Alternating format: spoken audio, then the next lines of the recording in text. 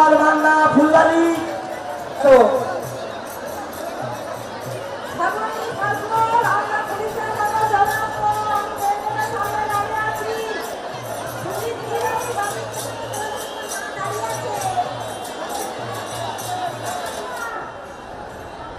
বরাবরে যারা আমার কাছে মনে করেছে গান বলছে মানুষ পূর্ণ হয়েছে, আপনারা টাকা চলে আসুন আমাদের